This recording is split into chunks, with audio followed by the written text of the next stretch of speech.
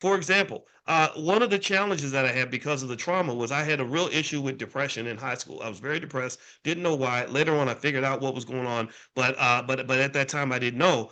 And so what happened was I became very intentional about mental health. I became very intentional about things like positive thinking. I would commit myself to positive thinking. I realized that life ain't always going to be positive for you. So you got to find the positivity yourself. So I became so again, maybe that was the trauma kicking in with the whole I got to do it by myself kind of thing. But that was hugely impactful because then I eventually I became one of the most positive people I know.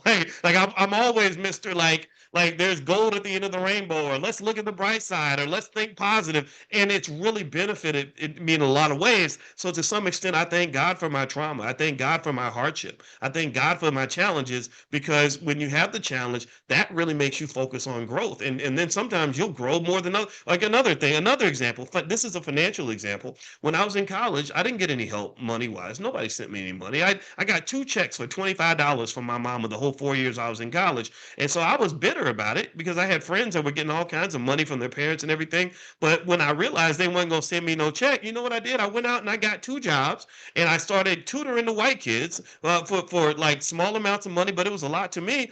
And next thing you know, I had more money than all my friends. I had more money than all my friends. So what I believe deep down in my soul is that whatever your situation is, if you have the right mindset, attitude, and you're constructively thinking about it, everything can be a blessing if you twist it in the right direction, right? Every time the world craps on you, you know, that crap can be turned into fertilizer for something great, right? So the question though is what are you going to do with it? Your life is your life. We're talking about the tools, the healing with trauma. We know for a fact, I hope I've convinced you that it doesn't just help relationships, but it also will help your wealth. In fact, I'm going to link it to wealth in a second to make sure that we nail the point home. So what you gonna do now? What you gonna do now? Right? Your cards are what they are. What you gonna do now? All right. So let's move on. Okay. A couple more things I want to mention is there's something called polyvagal theory. I don't think it's like polyamorous or nothing. It's by a guy named Dr. Stephen Porges, Porges, like Porgy and Bess. Anyway, the theory is that the nervous system has three main stages: social engagement, fight or flight, and shutdown. Fight or flight and shutdown don't work in your favor. That's traumatized people. Um, but social engagement does work in your favor. When you're social engaged and you're connected to the world, it leads to more prosperity. For example, you've got countries that trade with the rest of the world that are deeply integrated with the rest of the world, and those countries tend to be wealthy, like the UAE or even the United States before Trump came along and started putting up tariffs.